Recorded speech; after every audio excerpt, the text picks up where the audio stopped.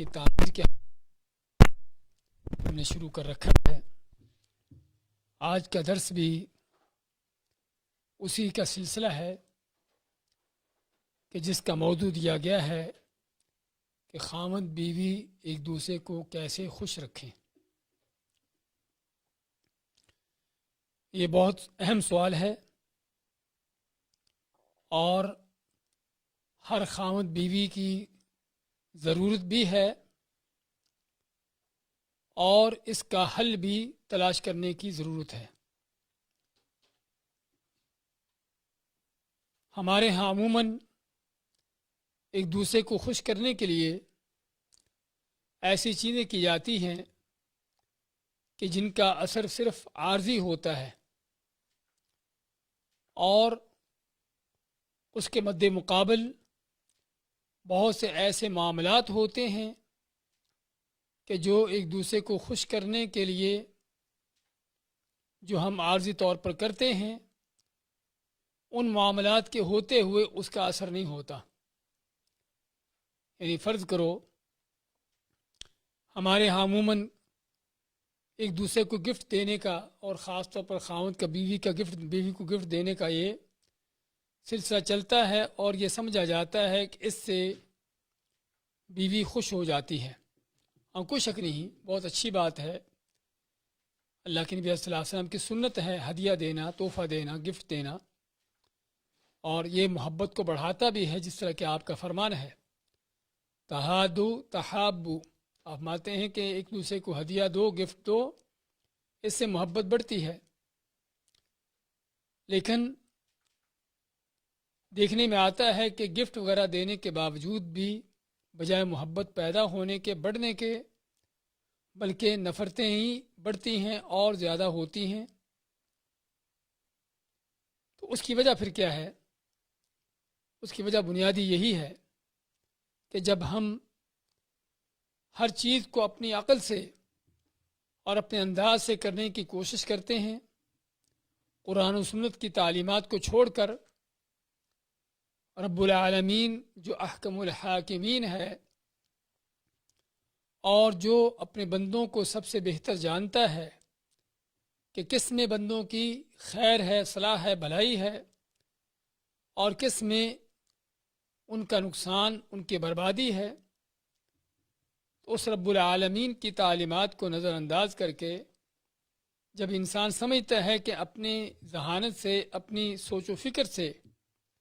میں کوئی کام بہتر کر سکوں گا،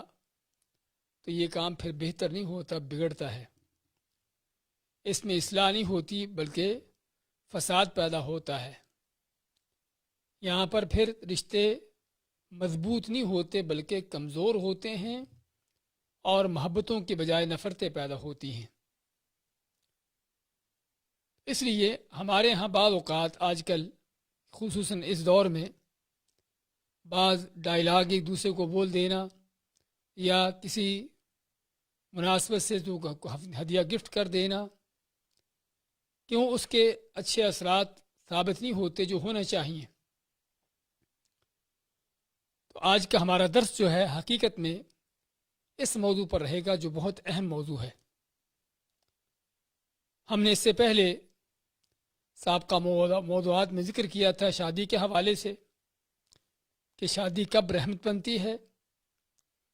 اور شادیاں کس طرح ناکام ہوتی ہیں، اس کے کیا اسباب ہیں۔ تو وہ موضوع تھا رشتے ناطے کو قائم کرنے کے لیے اور خاوند بیوی کا آپس میں ایک دوسرے کے ساتھ منسلک ہونے کے حوالے سے۔ لیکن اب منسلک ہو گئے، رشتہ قائم ہو گیا، اب اس کے بعد اس رشتے کو چلانے کے لیے ہمارے لیے کیا تعلیمات ہیں، اور اسلام نے کسی بھی چیز کو صرف ایک طرف سے نہیں بلکہ ہر لحاظ سے اس کی تعلیمات دی ہیں، اس کے حل دیے ہیں۔ اگر کوئی سورہ بقرہ دوسرے پارے میں پڑھتا ہے جہاں پر اللہ تعالیٰ نے ان معاشرتی معاملات کا ذکر کیا ہے،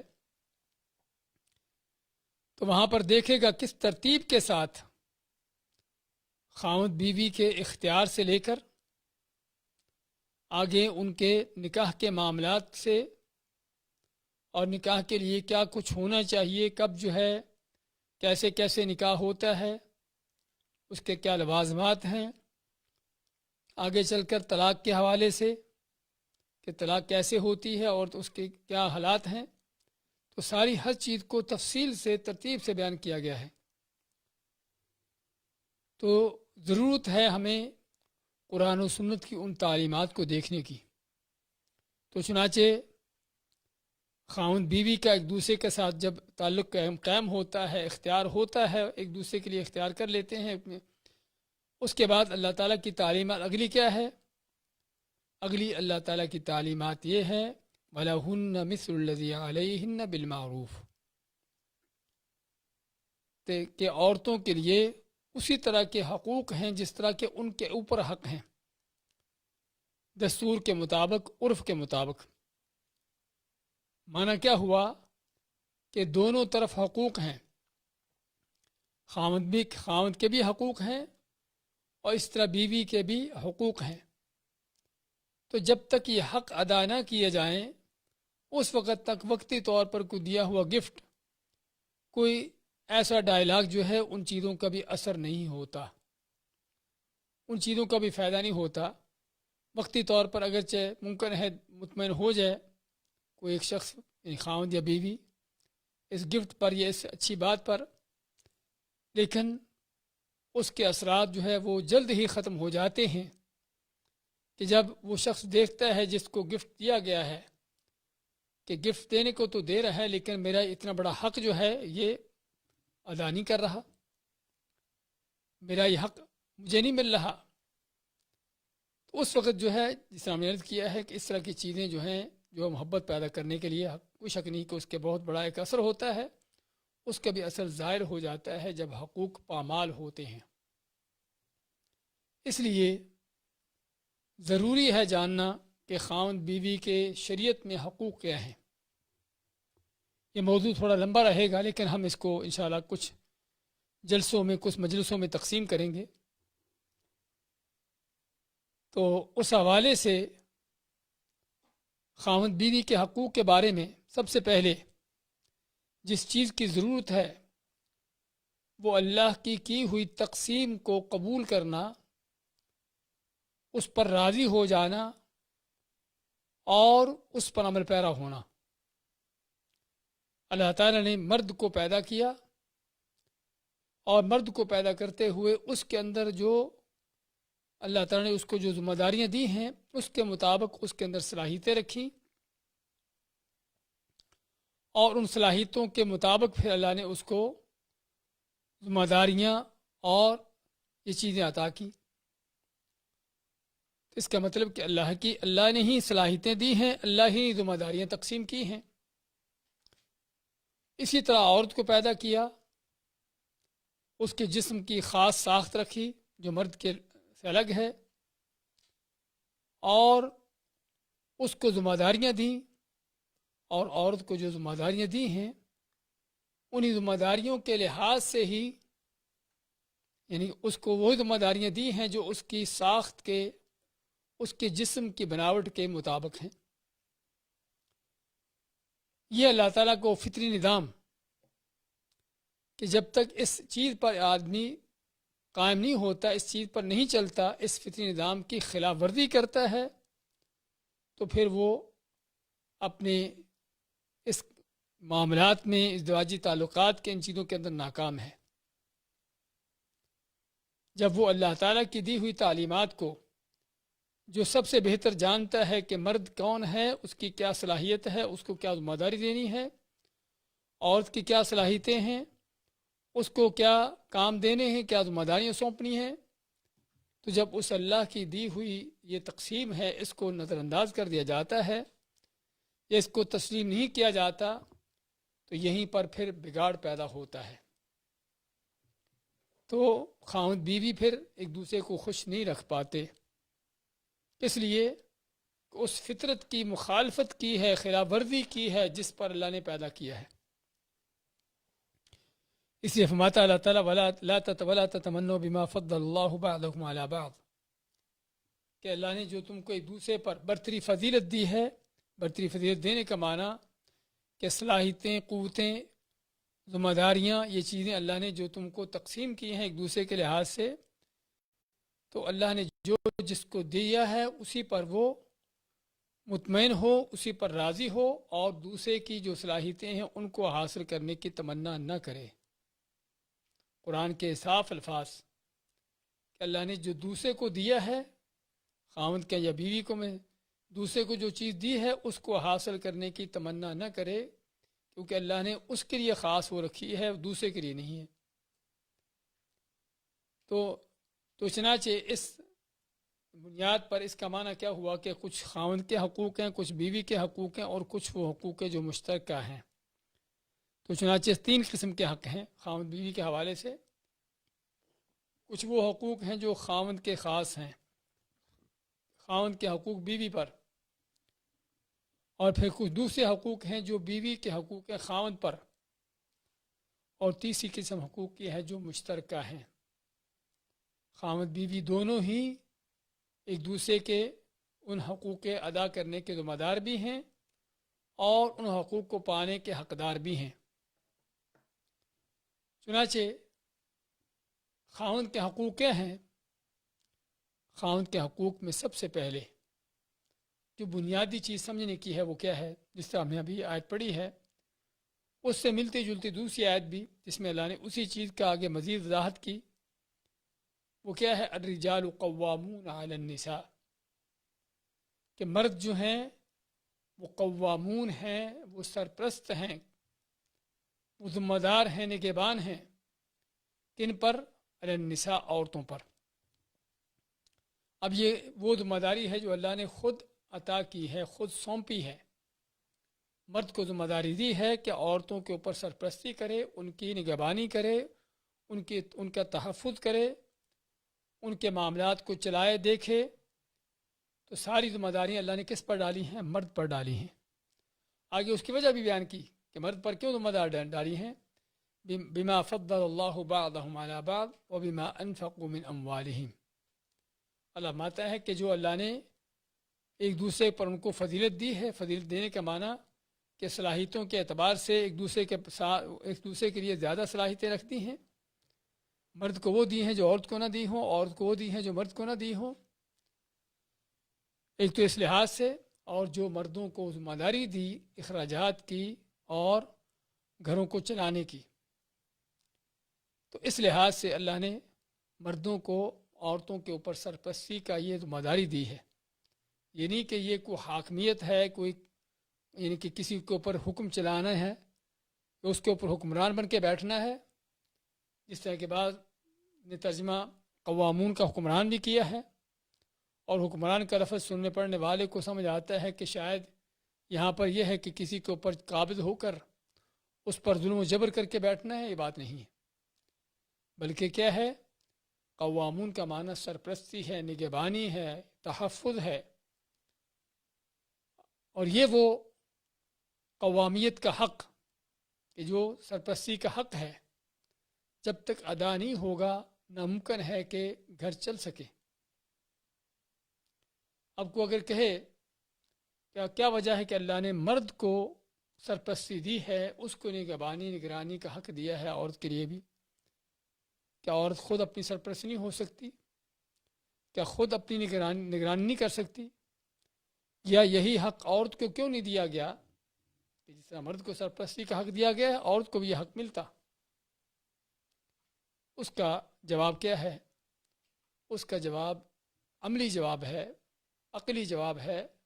ماحول معاشرے کے مطابق ہم جو دیکھتے ہیں اس کے مطابق جواب ہے کہ گاڑی کا اسٹیئرنگ گھمانے والا ایک ہی شخص ہوتا ہے، دو نہیں ہوتے۔ گاڑی جب چلتی ہے اس کے اسٹیئرنگ کو چلانے والا، گھمانے والا ایک ہی شخص ہوتا ہے، وہی اس کو چلاتا گھماتا ہے، اور اگر دوسرا کوئی دخل اندازی کرنا شروع کر دے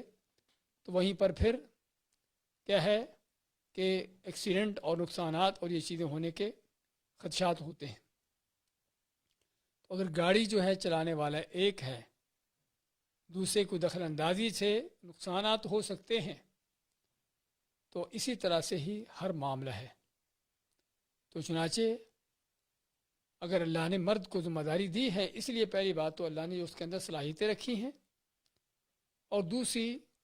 کہ تاکہ معاملہ زندگی کا صحیح طریقے سے چل سکے۔ اگر یہ ذمہ داری مرد کو دینے کے بجائے دونوں پر چھوڑ دی جاتی کہ مرد عورت جو بھی کرنا چاہے کریں یا دونوں مل کر کریں، تو یہ نہ چل سکتا۔ اس لیے سب سے پہلے مردوں کے حقوق کے حوالے سے عورتوں کو، بیویوں کو یہ سمجھنے کی ضرورت ہے کہ اللہ نے ان کو خود یہ ذمہ داری دی ہے کہ وہ سرپرستی کریں، نگہبانی کریں۔ تو اللہ تعالیٰ کی دی ہوئی ذمہ داری یہ وہ منصب ہے کہ جس منصب کو اگر کوئی آدمی آپ کے اوپر افیسر بن کے بیٹھا ہے، آپ یہ نہیں دیکھیں کہ یہ تو بدصورت ہے، میں اس کا کہاں مانوں، میں اس کی بات مانوں، یہ تو فلاں خاندان کا ہے۔ کیا دیکھا جاتا ہے کہ اس کا منصب کیا ہے، اس کا عہدہ کیا ہے،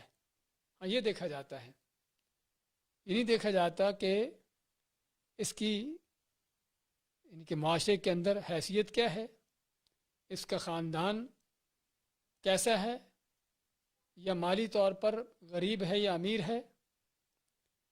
یا شکل کے لحاظ سے، صورت کے لحاظ سے خوبصورت بدصورت ہے، یہ نہیں دیکھا جاتا، بلکہ اس کے عہدہ منصب کو دیکھا جاتا ہے۔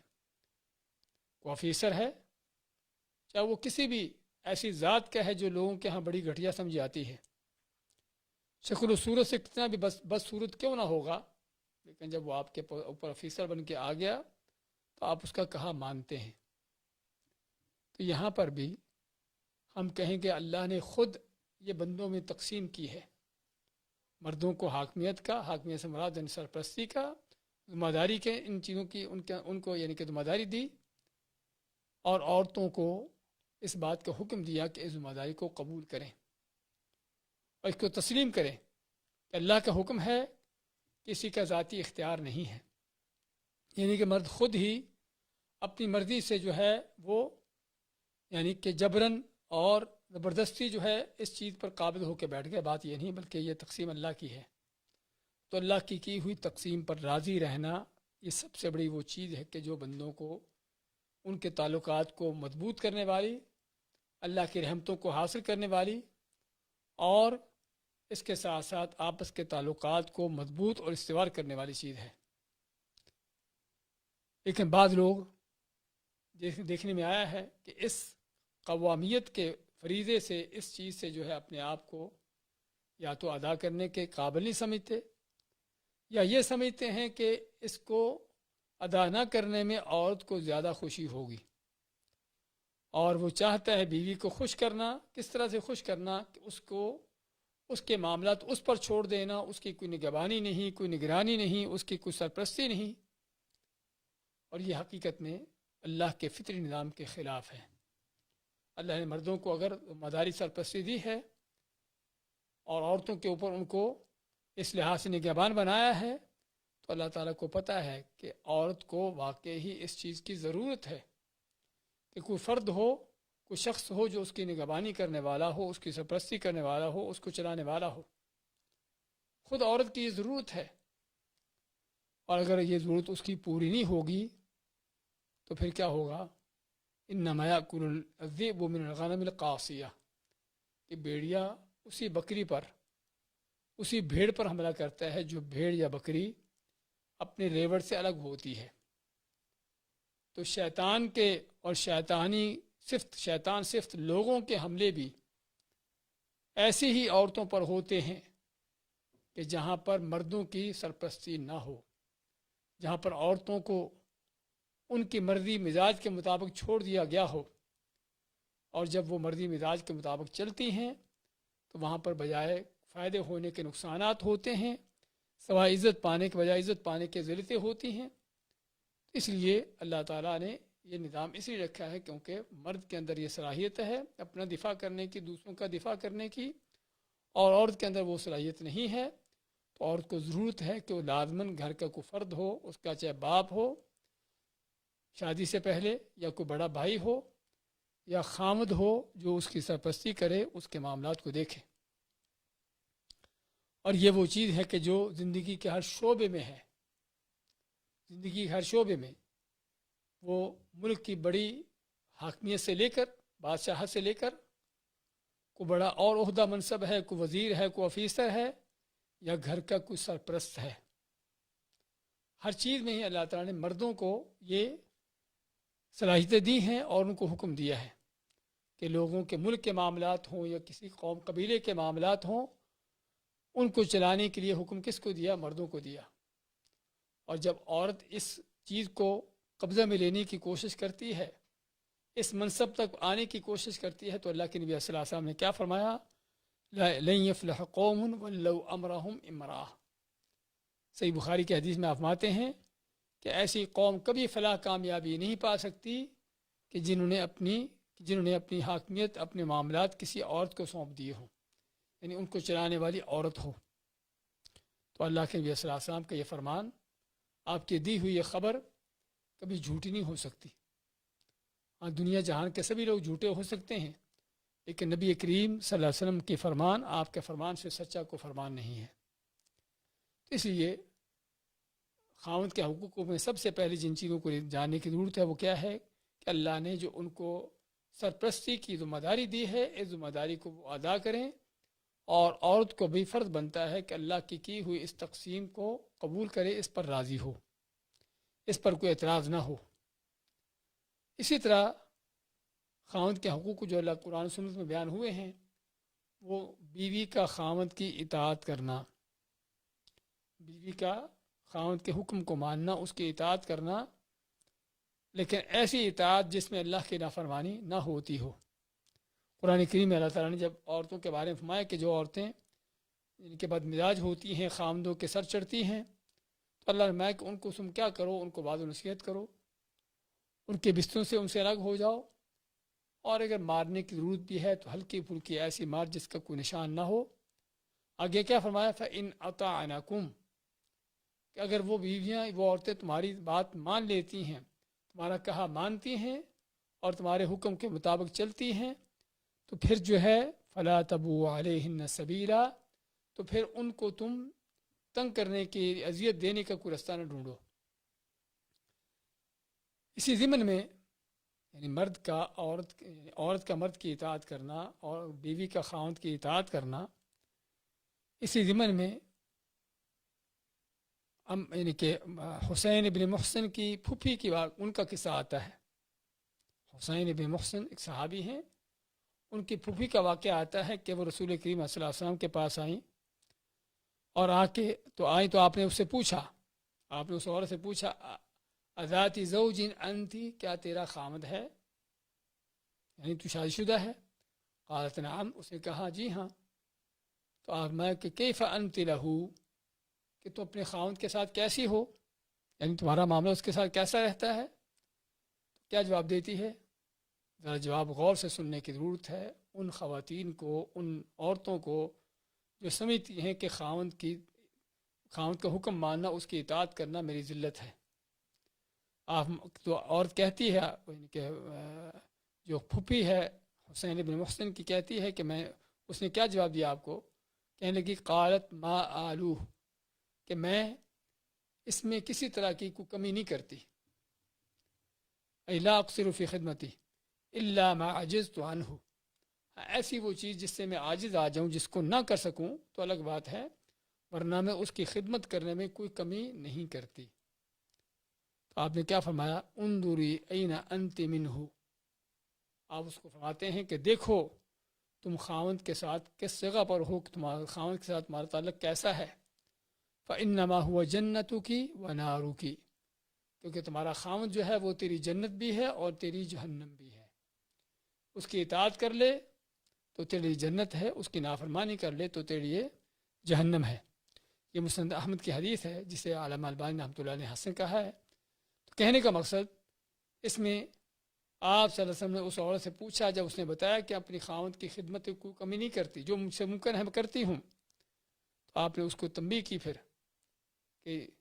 تیرا خاوند جو ہے تیری جنت بھی ہے اور تیری جہنم بھی ہے، اس کی اطاعت کرو گی تو جنت مل جائے گی، اس کی نافرمانی کرو گی تو جہنم ہوگی۔ اور بلکہ آپ فرماتے ہیں لو کنت آمرا احدا ان یسجد لاحد،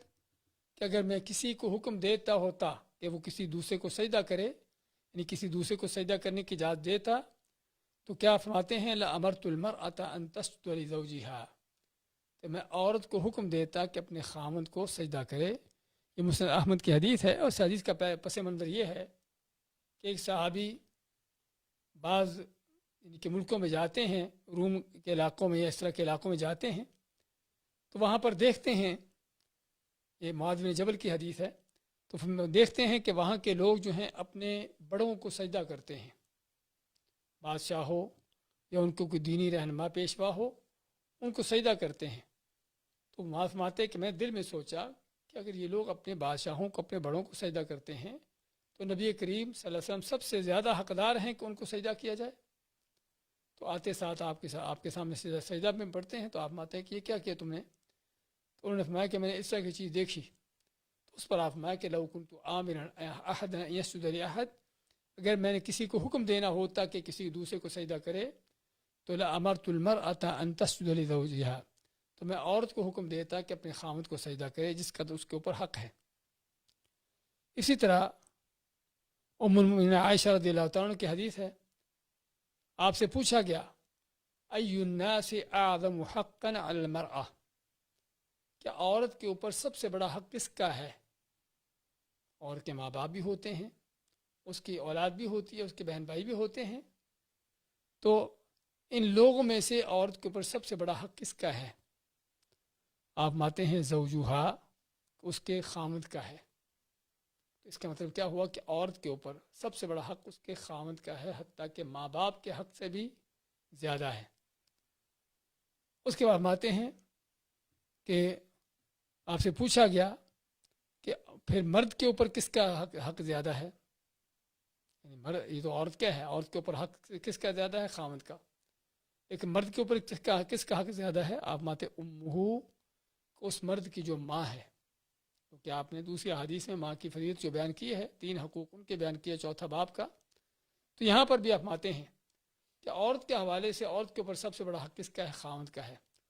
اور مرد کے حوالے سے مرد کے اوپر سب سے بڑا حق کس کا ہے؟ اس کی ماں کا ہے۔ اور اسی طرح ابو ہریرہ کی وہ حدیث جسے ابن حبان نے اپنی صحیح میں روایت کیا، اور البانی وغیرہ نے اس کو صحیح کہا ہے، اس حدیث میں کیا ہے؟ اذا صلت المرأة خمسہا، کہ اگر عورت 5 وقت کی نماز پڑھ لے، اور صامت شہرہا، اور رمضان کے مہینے کے روزے رکھ لے، وحافظت فرجہا، اور اپنی شرمگاہ کی حفاظت کر لے، اور آخری چیز کیا ہے؟ وَأَطَاعَتْ زَوْجَهَا، اپنے خاوند کی اطاعت کر لے۔ جو خاوند کہتا ہے جائز کام یا نیکی کے کام، اس میں اس کی موافقت کرے، اس کا ساتھ دے، اس کو کیا کہا جائے گا؟ قیل لها ادخل الجنة من ای ابواب الجنة شئت، اسے کہا جائے گا تو جنت میں داخل ہو جا جنت کے جس دروازے سے بھی چاہے۔ اور یہ مقام صرف عورت کے لیے ہے، مرد کے لیے نہیں ہے۔ مرد چاہے جتنی بھی نمازیں پڑھتا ہے، رمضان کے روزے رکھ لیتا ہے، اور باقی بھی، اور اپنے ماں باپ کی بھی اطاعت کرتا ہے، لیکن پھر بھی اس کے لیے یہ مقام نہیں جو اللہ نے عورت کو دے دیا ہے، کہ اگر صرف اتنے سے کام کر لیتی ہے تو اسے جنت کے ہر دروازے سے داخل ہونے کی اجازت ہوگی کہ جہاں سے چاہے۔ جس سے کیا پتہ چلتا ہے کہ عورت کا، یعنی خاوند کے حقوق میں سے جو بیوی پر حق ہے، اس میں دوسرا بڑا حق جو ہے، عورت کا فرض بنتا ہے کہ خاوند کی اطاعت کرے۔ لیکن اطاعت کس چیز میں؟ اطاعت ہے انما الطاعۃ فی المعروف۔ نبی کریم صلی اللہ علیہ وسلم آتے ہیں کہ اطاعت ہے صرف اور صرف نیک کاموں میں، معروف میں، جو اللہ کا حکم ہے اس کے میں۔ تو یہ نہیں کہ خاوند اگر کسی برے کام کا، غلط کام کا حکم دیتا ہے تو عورت کہے کہ چونکہ میرا خاوند ہے میں اس کی بات ماننا ہے، اس کی غلط بات کو بھی مانے، غلط چیز پر بھی عمل پیرا ہو، اس کو اس بات کی اجازت نہیں ہے۔ اس لیے کہ خاوند کے حقوق میں سے اطاعت ہے، لیکن اطاعت جہاں پر اللہ کی نافرمانی نہ ہوتی ہو۔ اسی طرح تیسرا بڑا حق جو ہے خاوند کا بیوی پر، وہ کیا ہے؟ وہ اس کی خدمت کرنا۔ ہاں، یہ بھی وہ لفظ ہے یا یہ وہ موضوع ہے کہ جو ہمارے بہت سے لوگوں کے ہاں قابل اعتراض ہے، کہ مرد اور دونوں جب انسان ہیں، دونوں کی ایک شخصیت ہے، تو پھر عورت کو کیوں حکم دیا گیا کہ خاوند کی خدمت کرے؟ اور اس میں بعض علماء کا اختلاف بھی ہے، لیکن احادیث کو دیکھا جائے، قرآن سنت کے دلیلوں کو دیکھا جائے تو صاف پتہ چلتا ہے کہ عورت کے خاوند کے اوپر جو یعنی کہ خاوند کے جو عورت پر حق ہیں، اس میں سے ایک حق یہ بھی ہے کہ بیوی جو ہے حسب استطاعت اور حسب دستور خاوند کی خدمت کرے۔ یہ دو چیزیں میں اس لیے کہی ہیں، بعض اوقات تو عورت جو ہے اس کی جسمانی طور پر صلاحیت نہیں ہوتی کہ کسی دوسرے کے کاموں کو نپٹا سکے، اور بعض اوقات جسمانی طور پر تو صلاحیت ہوتی ہے، لیکن عورت سمجھتی ہے کہ میں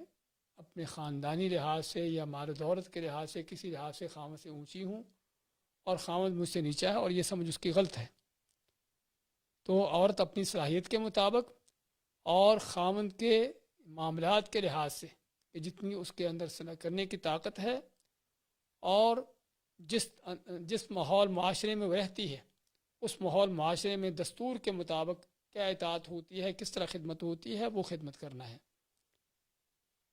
اور وہ حدیث جو بھی ہم نے ذکر کی ہے محسن نے یعنی حسین بن محسن کی، اس میں یہی چیز ہے کہ آپ اس کی پھوپھی سے پوچھتے ہیں کہ تمہارا خاوند سے کیسا تعلق ہے، تو آگے سے کیا کہتی ہے کہ میں اس کی خدمت کرنے میں کوئی کمی نہیں کرتی۔ تو یہ ہے حقیقی معنوں میں جو عورت کے اوپر فرض ہے خاوند کے حوالے سے، لیکن یہ خدمت جو ہے جس طرح ہم نے ذکر کیا ہے کہ عورت کی استطاعت کے مطابق ہے اور حالات کے دستور کے مطابق ہے، وہاں کے جس طرح کے حالات ہوں۔ تو اس لیے اور ہم دیکھتے ہیں پھر اس حوالے سے بھی کہ رسول کریم صلی اللہ علیہ وسلم کی دور میں آپ کے ازواج مطہرات بھی، آپ کی بیٹی فاطمہ رضی اللہ عنہ کے بارے میں آتا ہے، اور اس سے دوسری عورتیں بھی کس طرح اپنے گھروں کے کام کاج نپٹانے میں، خاوند کے کاموں کو چلانے میں کس طرح ان کا کردار ہوتا تھا۔ فاطمہ رضی اللہ عنہ کے بارے میں سنتے ہیں، احادیث پڑھتے ہیں کہ جس میں یہ ہے کہ وہ چکی چلاتے، یعنی کہ دانے پیستے ہوئے آٹا بنانے کے لیے چکی چلاتے چلاتے ان کے ہاتھوں پر نشان پڑ جاتے، مشکیزیں اٹھاتے اٹھاتے ان کے کندھوں پر نشان پڑ جاتے۔ تو حالانکہ کون ہے، جہانوں کے سردار کی بیٹی ہے، لیکن اس کے باوجود اپنے خاوند کی خدمت سمجھتے ہیں کہ میرا یہ کام میرا فرض ہے۔ اور اسی طرح اسماء بنت ابی بکر، ابو بکر صدیق کی بیٹی، جو اب زبیر بن عوام کی بیوی تھی،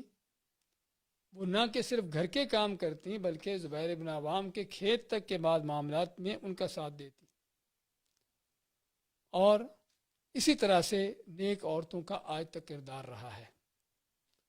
آج جو نیک نہیں ہوتی، بد ہوتی ہیں، جن کے معاملات اللہ اس کے رسول کے حکم کے خلاف ہوتے ہیں،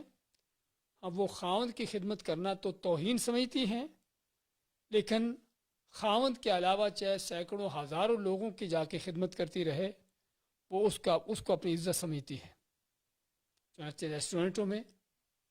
زیادہ تر خدمت کرنے والی کون ہیں؟ یہ عورتیں ہیں۔ جہازوں میں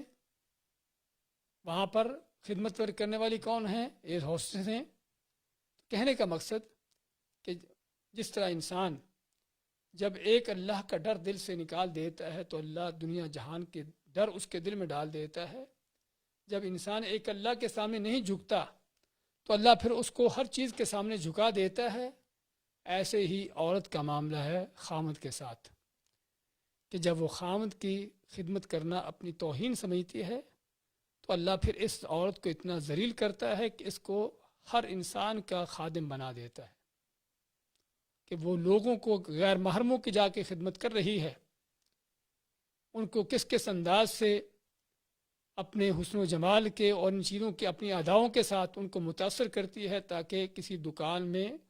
کسٹمر کو لا سکے اور کسی جگہ پر اپنی اچھی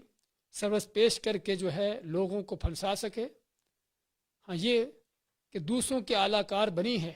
بزنس مین کی، کسی تاجر کی، کسی اس، لیکن خاوند اپنے گھر کا کام کرنا اس کو اپنی توہین سمجھتی ہے۔ یہ ہے اس کی حماقت کی، اس کی بیوقوفی کی دلیل۔ اس لیے عورت کے جو خاوند کے بیوی پر حق ہیں وہ یہ کہ اس کی خدمت کرے، لیکن خدمت کے بارے میں جیسا بتایا ہے کہ اس کے وہ ان کے دائرے کے اندر رہتے ہوئے اپنی استطاعت کے مطابق اور دستور کے مطابق جس طرح کے وہاں کا ماحول معاشرہ ہو. اسی طرح خاوند کے حقوق میں سے یہ ہے کہ بیوی اس کے حکم کے بغیر، اس کی اجازت کے بغیر گھر سے نہ نکلے، کیونکہ سرپرستی کا معاملہ ہے، ذمہ داری کا معاملہ ہے، اور جس کو اللہ نے ذمہ داری دی ہے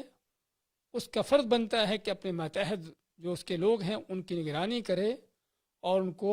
ایسے مناسب طریقے سے چلائے کہ جس میں ان کا نقصان نہ ہو. اور گھر سے عورت کا نکلنا حقیقت میں اس کے لیے طرح طرح کے نقصانات ہیں، طرح طرح کے خطرات ہیں. تو ان خطرات کے لیے نکلتے ہوئے لازماً خاوند کی اجازت ہو. خاوند دیکھے گا کہ واقعی ہی اس کا نکلنا مناسب ہے یا نہیں ہے، تو اگر مناسب ہو تو اجازت دے گا، ورنہ مناسب نہیں ہوگا تو ممکن روک دے یا خود اس کے ساتھ جائے. اور اللہ تعالیٰ کا فرمان بھی ہے وَقَرْنَ فِي بُيُوتِكُنَّ، اپنے گھروں میں ٹھہری رہو، وَلَا تَبَرَّجْنَ تَبَرُّجَ الْجَاهِلِيَّةِ الْأُولَىٰ، اور پہلی جاہلیت کی طرح جو ہے وہ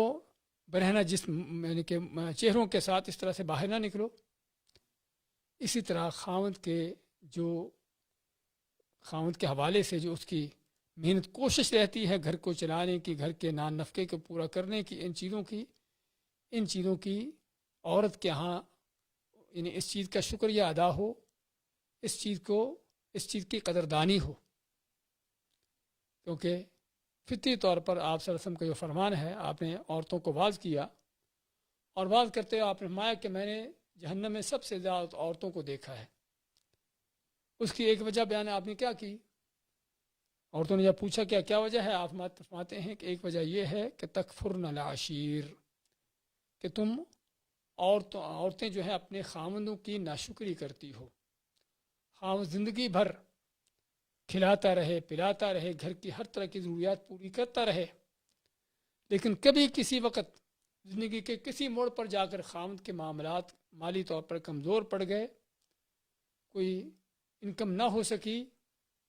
اور وہ جو پہلے معاملہ تھا کھلانے پلانے کا اس میں کوئی کمی آ گئی، تو وہیں پر عورت کیا کہے گی کہ ما رأیت منک خیرا قط، کہ میں نے تو تجھ سے کبھی خیر دیکھی ہی نہیں ہے. یہ بات میری نہیں، رسول کریم صلی اللہ علیہ وسلم کا فرمان ہے، اور آپ اس فطرت کو بیان کر رہے ہیں کہ جو اکثر عورتوں کے اندر پائی جاتی ہے کہ تکفرن العشیر، کہ جو خاوندوں کے احسانات اور ان کی نیکیوں ان کا انکار کر دینا، ان کو بھلا دینا، ان کو نظر انداز کر دینا. اور کوئی شک نہیں کہ یہ وہ نعمت ہے کہ جس کی قدردانی عورت کو اس وقت ہوتی ہے جب خاوند چھوٹ جاتا ہے، فوت ہونے کی شکل میں، کہ جب وہ ذمہ داریاں جو خاوند اٹھائے ہوئے تھا گھر کو چلانے کی وہ چلا گیا. اب عورت دیکھتی ہے کہ گھر کو چلانا، بچوں کو سنبھالنا، یہ بچوں کے سارے معاملات کے مالی اخراجات کو پورا کرنا، اس وقت اس کو پتہ چلتا ہے کہ واقعی ہی اس کا خاوند کا کیا کردار تھا. اور صرف فوت ہونے پر نہیں، طلاق جب ہو جاتی ہے، جب عورت خاوند سے الگ ہو جاتی ہے، اس وقت بھی اس کو پتہ چلتا ہے کہ خاوند چاہے بعض اوقات کتنا بھی برا کیوں نہ ہو، تب بھی اس خاوند کا تعلق، اس کی معاملات ممکن ہے کہ اس کے وہ سینکڑوں بلکہ دسیوں یعنی کہ سینکڑوں ان رشتہ داروں سے بہتر ہوں کہ جن کے پاس عورت جا کر سمجھتی ہے کہ میں جا کر امن و سکون سے رہ سکوں گی. طلاق دیتی ہے تاکہ اپنے ماں باپ کے گھر میں چلی جائے، سمجھتی ہے کہ میرا بھائی مجھے سنبھال لے گا، لیکن ماں باپ بھی چونکہ ان کا ایک حد تک تھا اس کو سنبھالنے کا کام، اب بڑھاپے میں اس کو سنبھالنا ان کے بس کی بات نہیں ہے. چاہے وہ محبت رکھتے ہوں گے، خیر خواہی رکھتے ہوں گے اس سے، اور بعض اوقات جو عورتیں بھائیوں کے اوپر جا کر ان کے سروں پر بیٹھتی ہیں، وہ دیکھتی ہیں کہ کن ذلتوں خواریوں کا سامنا ہوتا ہے ان کا. خیر کہنے کا مقصد کہ یہ وہ نعمت ہے کہ جس کی قدردانی عورت کو اس وقت ہوتی ہے جب یہ نعمت اس سے چھن جاتی ہے، خاوند کی نعمت. تو اس نعمت کی قدردانی ہو. اور پھر اسی لیے اللہ تعالیٰ نے جو حقوق رکھے ہیں، حتیٰ کہ عورت کو حق یعنی کہ عورت پر فرض ہے کہ خاوند کے ہوتے ہوئے حتیٰ کہ نفلی عبادات میں بھی خاوند کی اجازت لے، تاکہ کوئی ایسی چیز نہ ہو کہ جو خاوند کے حق میں حائل ہو. اور پھر اپنے گھر میں کسی کو اجازت نہ دے سوائے کہ جس کو خاوند چاہے. آپ ماتے ہیں وَلَا تَأْذَنُ فِي بَيْتِهِ وَهُوَ شَاهِدٌ إِلَّا بِإِذْنِهِ، کہ خاوند کی اجازت کے بغیر گھر میں کسی کو اجازت نہ دے کہ ممکن ہے کسی کا آنا جو ہے گھر کو برباد کرنے کا ذریعہ بنتا ہو. اور میں نے سابقہ دروس میں اس بات کا ذکر کیا تھا کہ گھروں کی بربادی، شادیوں کا ناکام ہونا، اس میں ایک بڑی وجہ یہ بھی ہے کہ کیا ہے کہ جس میں باہر کے افراد، چاہے وہ خاندان کے ہوں یا دوسرے ہوں، وہ گھر کے معاملات میں دخل اندازی کر کے گھر کو برباد کرتے ہیں. تو بعض اوقات بیوی ان باتوں کو نہیں سمجھ پاتی، لیکن خاوند دیکھتا ہے، سمجھتا ہے کہ فلاں شخص کی وجہ سے گھر میں خرابی پیدا ہوتی ہے، تعلقات خراب ہوتے ہیں، اس کا آنا مناسب نہیں ہے تو اس کو روکا جائے. اس لیے اس بات کی بھی اللہ تعالیٰ نے، یعنی کہ اسلام نے تعلیمات دی عورت کو کہ خاوند کی اجازت کے ساتھ جو ہے گھر میں کسی کو لانا ہے تو لائے، ورنہ ایسی چیز نہ کرے کہ جو گھر کے نقصانات، گھر کے معاملات کو نقصان کا ذریعہ بن سکے. اسی طرح بیوی پر جو خاوند کے حقوق ہیں وہ یہ ہے کہ اپنے آپ کی حفاظت کرنا، اپنی عزت کی حفاظت کرنا، خاوند کے مال کی، اس کے گھر کی، اس کی اولاد کی حفاظت کرنا. جہاں تک اپنے آپ کی حفاظت کی بات ہے تو رسول کریم صلی اللہ علیہ وسلم، اور اسی طرح اپنے یعنی گھر کے اولاد کی حفاظت کی بات ہے تو آپ صلی اللہ علیہ وسلم نے کیا فرمایا کہ دنیا متاع، کہ دنیا ایک فائدے کی جگہ ہے، لیکن وہ فائدہ جو تھوڑا سا ہے، تھوڑے وقت کے لیے ہے. وخیر متاعها المرأة الصالحہ، کہ سب سے بہتر دنیا کا فائدہ کیا ہے؟ وہ نیک بیوی ہے. پھر آپ نیک بیوی کی نشانیاں، اس کی علامتیں بیان کرتے ہیں کہ وہ نیک بیوی کون ہے؟ کہ جب تم اس کو دیکھو تو تمہیں خوش کر دے. یہ بھی خاوند کے بیوی پر حقوق میں سے ہے، جس کا ہم نے سابقہ دروس میں کچھ اشارہ کیا ہے کہ خاوند بیوی کو دیکھے تو بیوی خاوند کو خوش کر دے.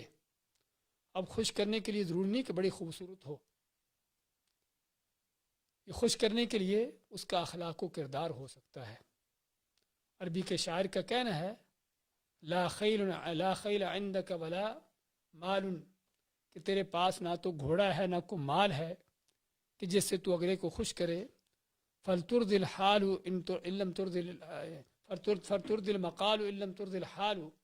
کہتے ہیں، شاعر کہتا ہے کہ اگر تیرے کے پاس مال تو نہیں کہ جس سے تو کسی کو خوش کرے،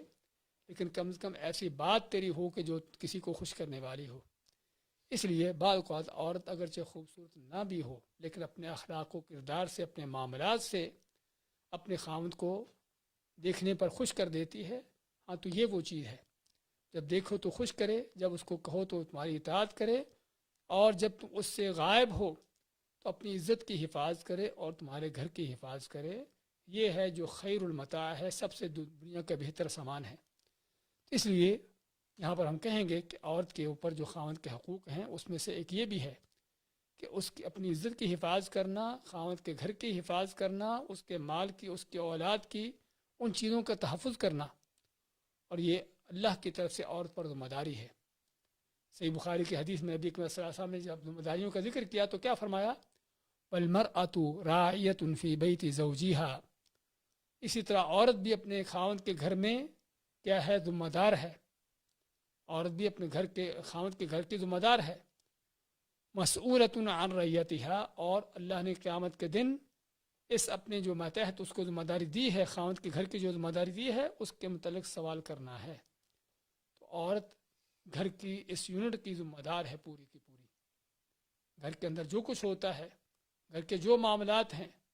اس میں اولاد کے معاملات ہیں، گھر کے ترتیب دینے کے، گھر کے معاملات کو چلانے کے معاملات ہیں، یہ ساری ذمہ داری اندرون خانہ کی، خانہ داری کی،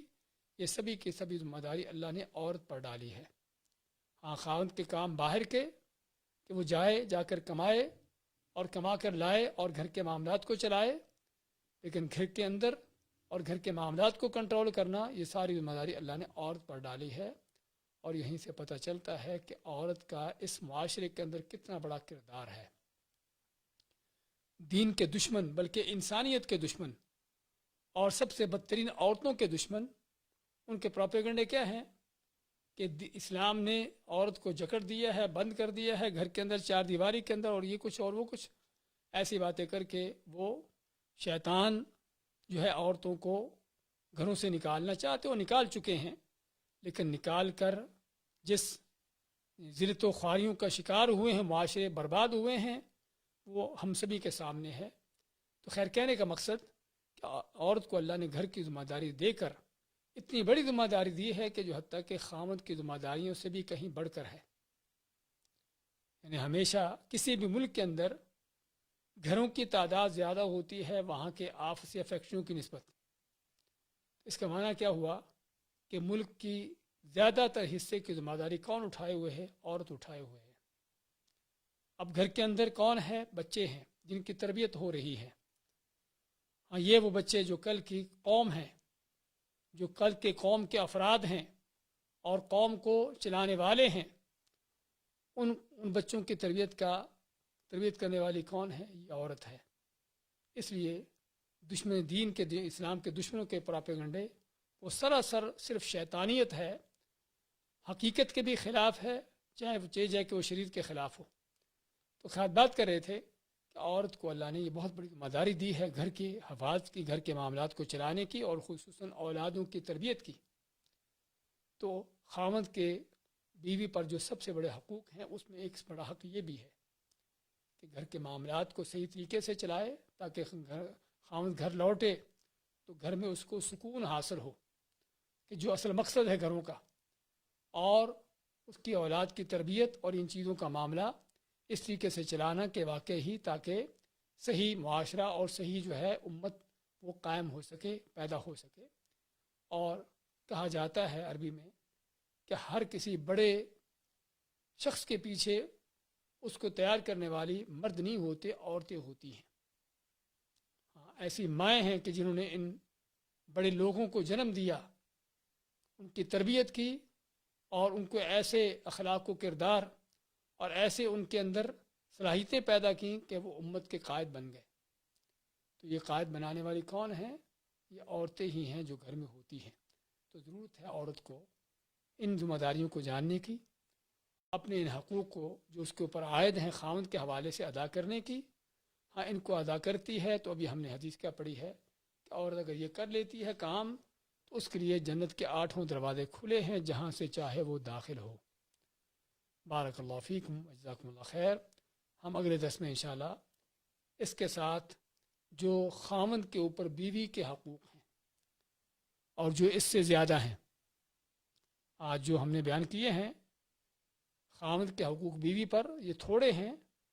اور اس کے بعد جو بیوی کے حقوق خاوند پر وہ اس سے کہیں زیادہ ہے. انشاءاللہ ہم ان کو بیان کریں گے. اور ہم چاہتے ہیں کہ خاوند بیوی دونوں اپنے حقوق کو جانیں اور جانے بھی ان کو ادا بھی کریں. ہاں، یہ وہ چیز ہے کہ جو دونوں کے آپس کے تعلقات کو مضبوط کرنے والی ہے. یہ وہ بات ہے کہ جو آپس میں دلوں کو ملانے والی ہے، محبتیں پیدا کرنے والی ہے، کہ جب ایک دوسرے کے حقوق مل رہے ہیں اور ہر کوئی دوسرے کے بارے میں مطمئن ہے اور ہر کسی کو دوسرے سے کوئی شکوہ شکایت نہیں ہے. ہاں، یہ وہ چیز ہے کہ جو دلوں کو ملاتی ہے اور دلوں کے اندر محبتیں پیدا کرتی ہے. بارک اللہ فیکم و جزاکم اللہ خیر.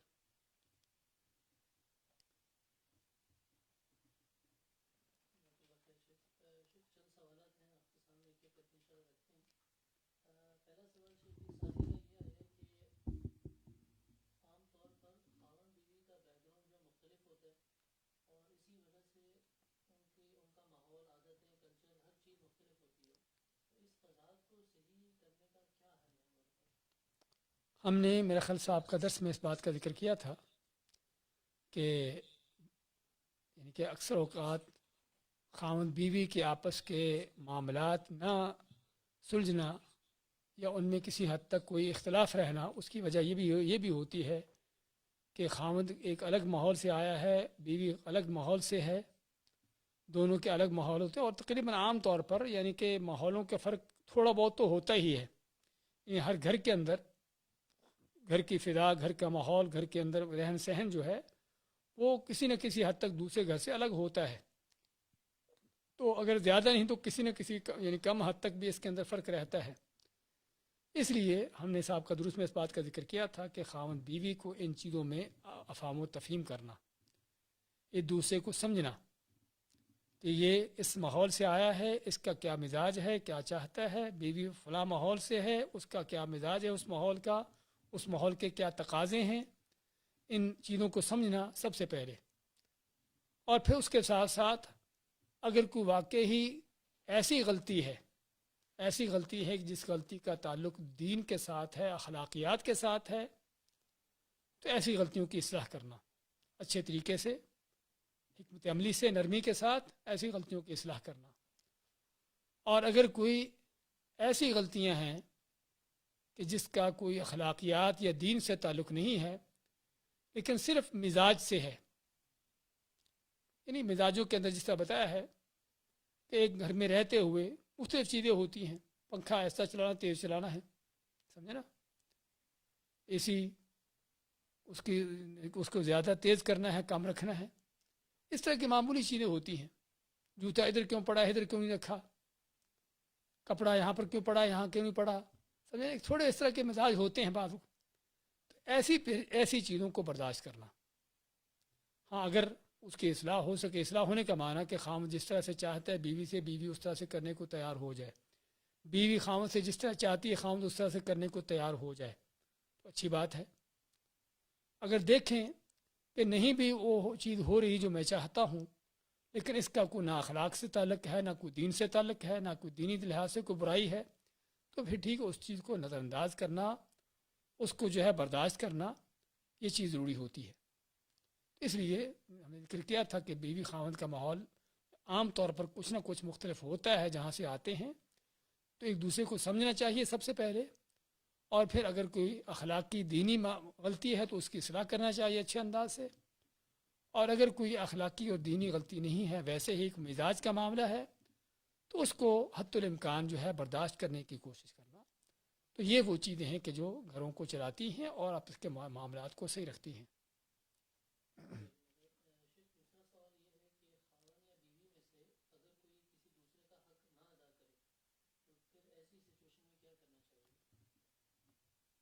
جی ہاں، سوال یہ ہے کہ خاوند اور بیوی میں سے اگر کوئی کسی دوسرے کا حق ادا نہ کرے، کیونکہ آج کا ہمارا موضوع، اگر موضوع بھی ہمارا اسی ہی پر چلے گا کہ خاوند بیوی کے حقوق کیا ہیں،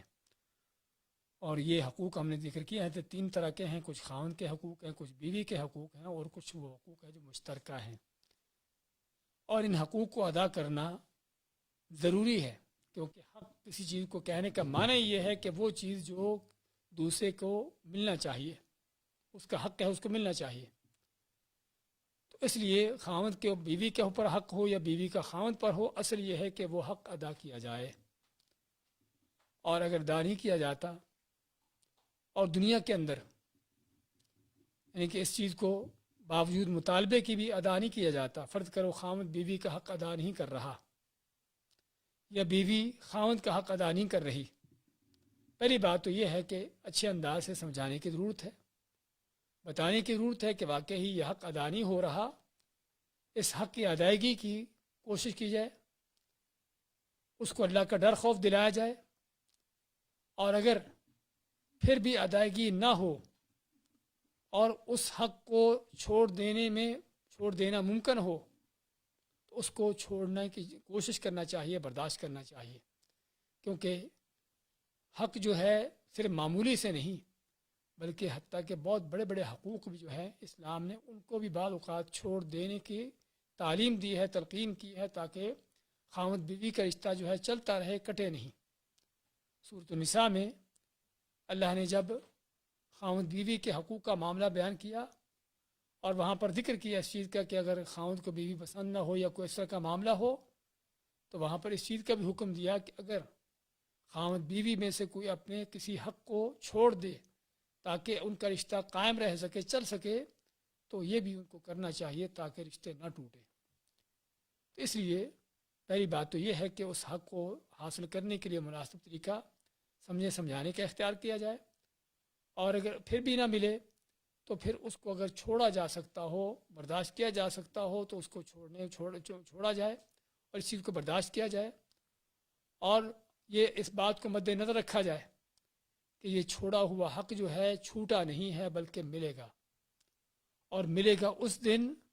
کہ جب انسان کو اس حق کی اشد ترین ضرورت ہوگی۔ وہ کون سا دن ہے؟ قیامت کا دن ہے۔ رسول کریم صلی اللہ علیہ وسلم فرماتے ہیں لَتُؤَدُّنُ الْحُقُوقَ إِلَىٰ أَهْلِهَا،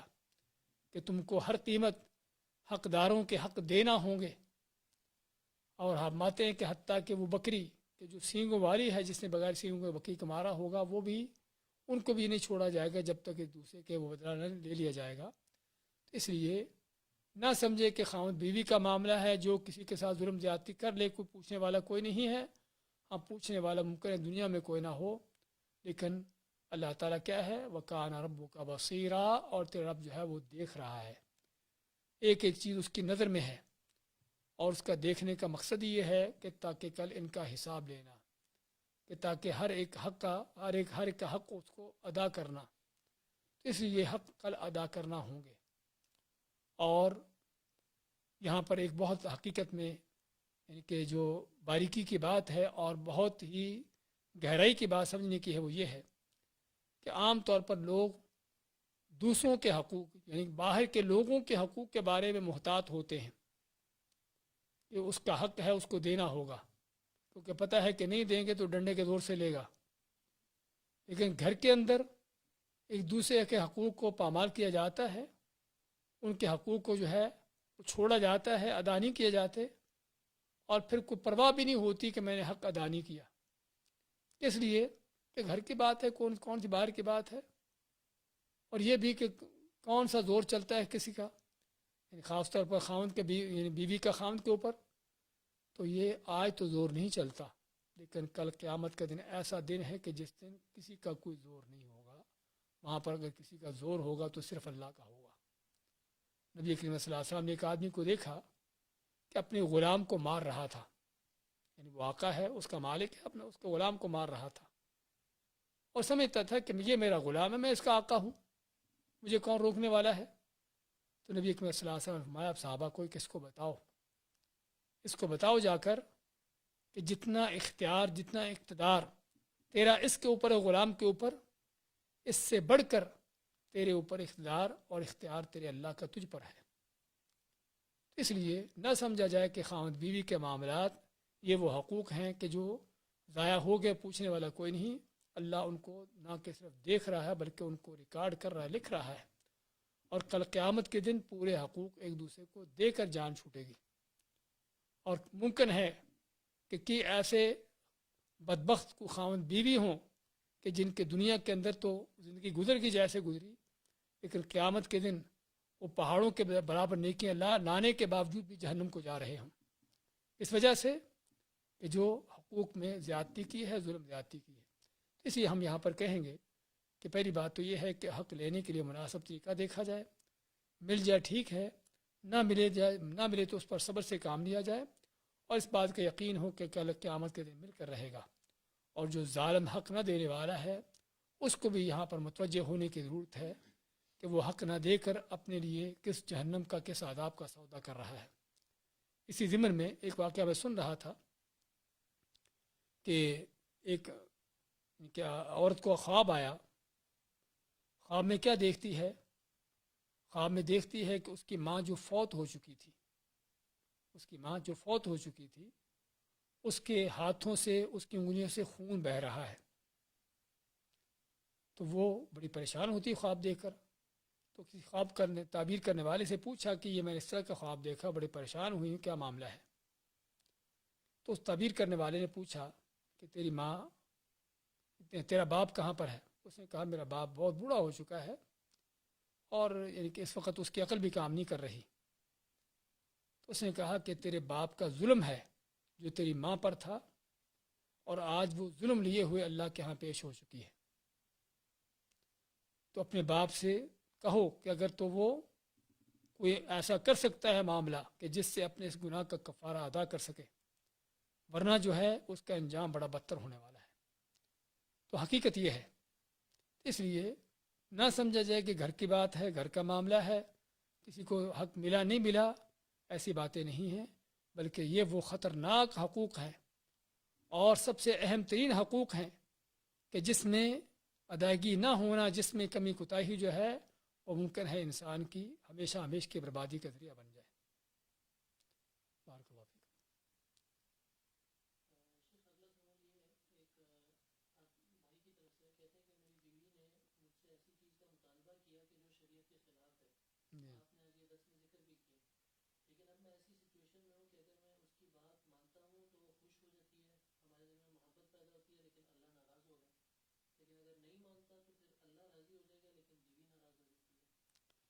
ہمارا اگلا درس جو ہے وہ اسی موضوع پر ہے کہ بیوی کے خاوند پر حقوق، لیکن ہم ذکر کر دیتے ہیں کہ بیوی کے حقوق میں سے ایک حق یہ بھی ہے کہ اس کی جائز مطالبوں کو، اس کے جائز خواہشات کو، ان تمناؤں کو پورا کرنا جو جائز ہوں، لیکن جو ناجائز ہوں جس میں اللہ کی نافرمانی ہے، پھر کیا ہے کہ بات صرف خواہش کو پورا کرنے کی نہیں ہے، بات اللہ حتیٰ کہ اطاعت کی بھی ہے۔ لا طاعت لمخلوق فی معصیت الخالق، کہ جہاں پر اللہ کی نافرمانی ہوتی ہو وہاں پر کسی مخلوق کی اطاعت نہیں ہے۔ اس لیے اگر بیوی یا اولاد کوئی بھی ایسا کوئی غلط مطالبہ کرتے ہیں یا خاوند بیوی سے غلط مطالبہ کرتا ہے جو اللہ کے حکم کے خلاف ہے، تو ایسی چیز میں اس کی اطاعت کرنا، اس کا ساتھ دینا، اس کی بات ماننا جائز نہیں ہے۔ بارک اللہ فیک۔ ہاں، زوم پہ اگر کسی کا سوال ہو تو، یا یہ مغل صاحب ہاتھ اٹھائے ہوئے ہیں۔ یا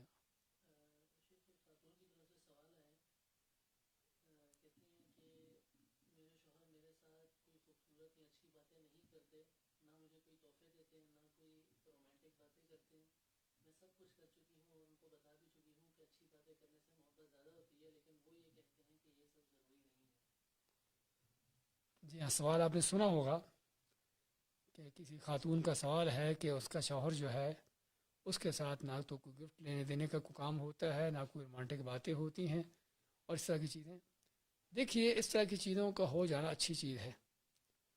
لیکن اصل مسئلہ کیا ہے کہ بعض لوگوں کے مزاج ایسے ہوتے ہیں کہ وہ ان چیزوں کا ان کو پتہ ہی نہیں ہوتا۔ اس لیے یا تو ان کا مزاج بنائیں، ان کو اس طرح کی چیزوں کی عادت ڈالیں،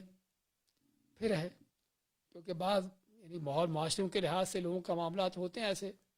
کہ وہاں پر بس یعنی کہ جو مطلب کی بات ہے، جو ضروری بات ہے وہی کی اور بس اسی پر بات ختم کر دی، اور دن کی حد تک بھی جو گھر کے معاملات ہیں، ضروریات ہیں، وہ ان کو چلایا، لیکن اس سے بڑھ کر کوئی گفٹ کا لین دین کرنا، اس طرح کی چیزیں کرنا نہ کرنا، ان چیزوں پر کوئی توجہ نہیں ہوتی۔ لیکن یہاں پر ہمیں یہ بھی سمجھنے کی ضرورت ہے کہ اگر کسی خاوند کو ان چیزوں پر توجہ نہیں ہے، اس کا معنی یہ نہیں کہ وہ بیوی سے نفرت کرتا ہے یا بیوی کو نہیں چاہتا، نہیں، اس کا اس طرح بتایا کہ ممکن ہے اس کا مزاج ہی ایسا ہو، ایسے ماحول میں رہا ہو کہ جہاں پر اس طرح کی چیزوں کا تصور نہ ہو، کہ کوئی تحفے بھی لیے دیے جاتے ہیں یا کوئی رومانٹک باتیں کی جاتی ہیں، تو بعض اوقات کو اس طرح کے ماحول میں رہا بسا ہو تو وہاں پر پھر ایسی چیزیں نہیں ہوتی۔ تو اس لیے بیوی کو بھی چاہیے یا تو خاوند کو اس طرح کی چیزوں پر لگائے کہ واقعی اس کا یہ مزاج بن جائے، اور اگر نہیں تو پھر ان چیزوں کو سمجھے کہ واقعی اس کا مزاج چونکہ اس طرح کا ہے، اس کا معنی یہ نہیں کہ اس کو محبت نہیں ہے، اس کا تعلق خراب ہے، اس کے دل میں نفرت ہے، کوئی ایسی چیزیں نہیں ہیں۔ اور شیطان حقیقت میں ایسے موقعوں پر واقعی دل میں اس طرح کے وسوسے ڈالتا بھی ہے۔ اس نے تو کبھی ایسے مجھ سے بات ہی نہیں کی، کوئی کبھی گفٹ نہیں دیا، اس کا مطلب کہ اس کے دل میں میری محبت ہی کوئی نہیں، ایسی چیزیں نہیں ہیں۔ ممکن ہے آدمی خامد جو ہے وہ بیوی کے لیے جان بھی قربان کرنے کے لیے تیار ہو، لیکن گفٹ نہیں دے رہا، ایسی باتیں نہیں کر رہا، تو اس لیے ضروری نہیں ہوتا کہ ایسی چیزوں کے کرنے سے ہی محبت ہوتی ہے، نہ کریں تو محبت نہیں ہوتی۔ اور ہم نے اس لیے شروع میں اس بات کا ذکر کیا ہے کہ بعض اوقات گفٹ دیے جاتے ہیں، رومانٹک باتیں ہوتی ہیں، لیکن حقوق کی ادائیگی نہیں ہوتی، جس کے نتیجے میں کیا ہے، اس کے نتیجے میں یہ ہے کہ نفرتیں پھر بھی بڑھتی رہتی ہیں، کیونکہ جب حق اداری ہوتا تو پھر ان گفٹوں کا فائدہ نہیں ہوتا، اور رومانٹک باتیں بھی ساری بیکار ہو جاتی ہیں۔ اور بعض کا رومانٹک باتیں گفٹ نہیں بھی ہوتے، لیکن حقوق اپنے مل رہے ہیں، پورے ادا ہو رہے ہیں اور دل ملے ہوئے ہیں۔ اس لیے کہنے کا مقصد یہ بنیادی چیز نہیں ہے، لیکن پھر بھی ان چیزوں کا اہتمام کرنا چاہیے، ہونا چاہیے۔ اللہ کے نبی صلی اللہ علیہ وسلم کی ترغیب بھی آپ نے دلائی اس چیز کی، لیکن اگر نہیں بھی ہوتے تو تب بھی ہم کہیں گے کہ دوسری جانب خامد یا بیوی کو نہیں سمجھنا چاہیے کہ اس کو مجھ سے محبت نہیں ہے۔ ٹائم کافی ہو چکا، میرا خیال آخری سوال کر لیں۔ ہاں، کسی کا سوال ہے زوم پہ؟ جی آپ کریے۔